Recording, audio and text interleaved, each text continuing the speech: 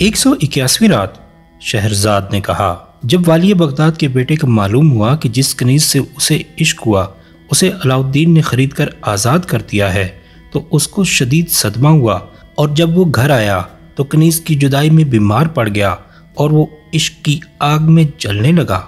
تو جب اس کی ماں نے دیکھا کہ وہ بیمار ہے تو اس سے کہنے لگی کہ اے بیٹا، خدا تجھے سلامت رکھے، یہ تیری کیا حالت ہو گئی اور تو کیوں ایسا پریشان ہے؟ اس نے جواب دیا کہ اماں جان، میرے لیے یاسمین خرید دے۔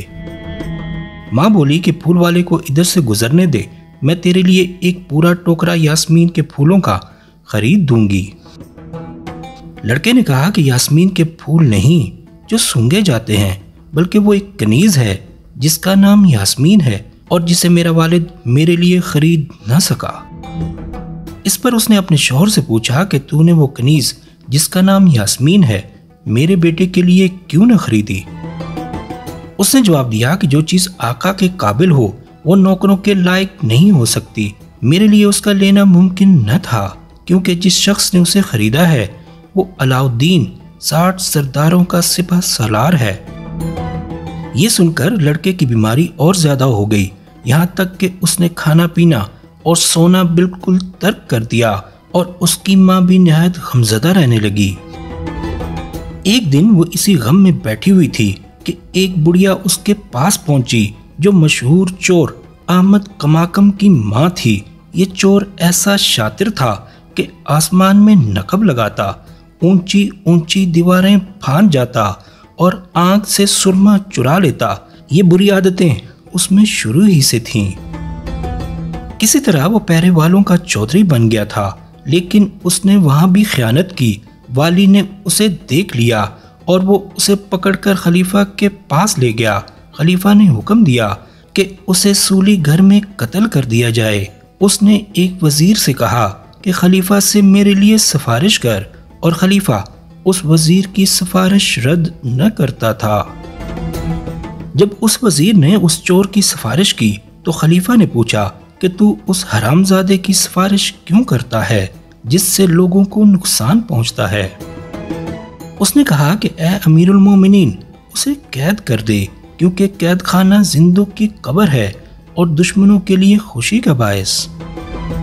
اس پر خلیفہ نے حکم دیا کہ اسے قید خانے میں رکھا جائے، اور اس کے قید نامے پر لکھ دیا کہ وہ اس وقت تک قید خانے میں رہے گا جب تک کہ مردہ ہو کے تختے پر اس کی بیڑیاں کاٹی جائیں، لہٰذا اسے قید میں ڈال دیا گیا۔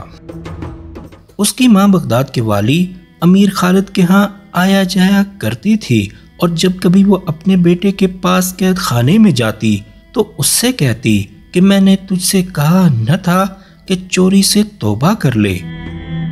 وہ جواب دیتا کہ خدا نے یہ میری قسمت میں لکھ دیا ہے، لیکن اماں جب تو والی کی بیوی کے پاس جائے تو اس سے کہیو کہ وہ میری سفارش والی سے کرے۔ اب کہ بڑھیا جو والی کی بیوی کے پاس آئی تو اس نے دیکھا کہ وہ غمگین بیٹھی ہے۔ کہنے لگی کہ تو غمگین کیوں ہے؟ اس نے جواب دیا کہ اپنے بیٹے جنتلم بزازہ کی مصیبت پر۔ بڑھیا نے کہا کہ تیرا بیٹا سلامت رہے، اسے کیا ہوا ہے؟ اس پر اس نے بڑھیا کو ساری داستان سنا دی۔ بڑھیا بولی، اگر میں تیری خدمت کر دوں کہ تیرا بیٹا بچ جائے تو؟ اس نے کہا کہ تو کیا کر سکتی ہے؟ بڑھیا نے جواب دیا کہ میرا بیٹا جس کا نام احمد کماکم ہے وہ بڑا دھاڑی ہے اور آج کل قید خانے میں ہے، اس کے متعلق یہ حکم ہے کہ مرتے دم تک قید میں رہے گا۔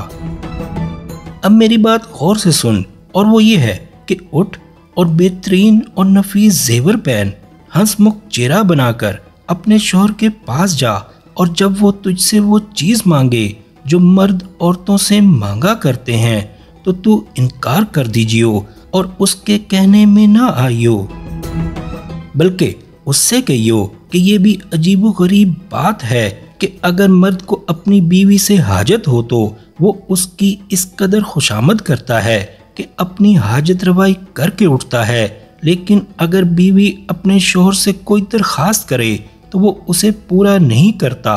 اس پر وہ تجھ سے کہے گا کہ اپنی ضرورت بیان کر۔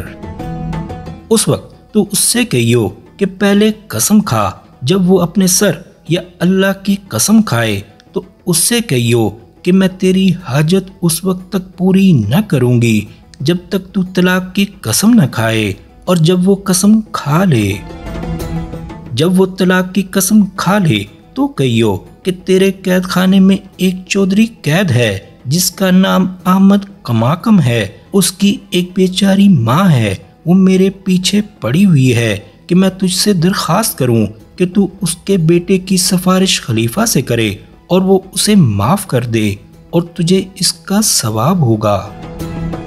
جب احمد کماکم کی ماں اپنی بات ختم کر چکی تو والی کی بیوی کچھ سوچنے کے بعد اچھا کہہ کر چپ ہو گئی۔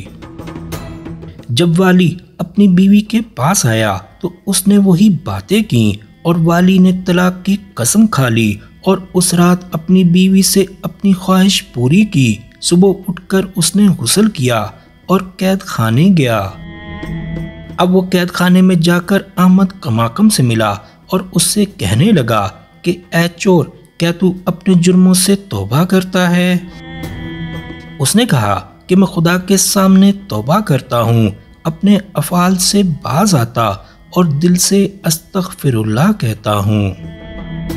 یہ سن کر والی نے اسے قید خانے سے نکالا اور اسے بیڑیاں پہنا کر خلیفہ کے دربار میں لے گیا اور وہ خلیفہ کے آگے زمین کو بوسہ دے کر کھڑا ہو گیا۔ خلیفہ نے کہا کہ اے امیر خالد، تو کیا چاہتا ہے؟ اس پر اس نے خلیفہ کے سامنے احمد کماکم کو پیش کیا جو بیڑیوں میں جکڑا ہوا تھا اور جس کی بیڑیاں جھنک رہی تھیں۔ خلیفہ نے کہا کہ اے کماکم، تو ابھی تک زندہ ہے؟ وہ بولا، اے امیر المومنین، بدبختوں کی زندگی بہت لمبی ہوتی ہے۔ خلیفہ نے امیر خالد سے پوچھا کہ تو اسے یہاں کیوں لایا ہے؟ اس نے جواب دیا کہ اس کی غریب بوڑھی ماں ہے جو اکیلی ہے، جس کا اس کے سوا اور کوئی نہیں، وہ تیرے اس غلام کے پیچھے پڑی ہوئی ہے کہ میں تجھ سے سفارش کروں اور تو اسے معاف کر دے۔ یہ اپنے جرم سے توبہ کرتا ہے، تو اسے معاف کر دے اور پہلے کی طرح چوکیداروں کا چودھری بنا دے۔ اب شہرزاد کو ثبوتی دکھائی دی اور اس نے یہ کہانی بند کر دی۔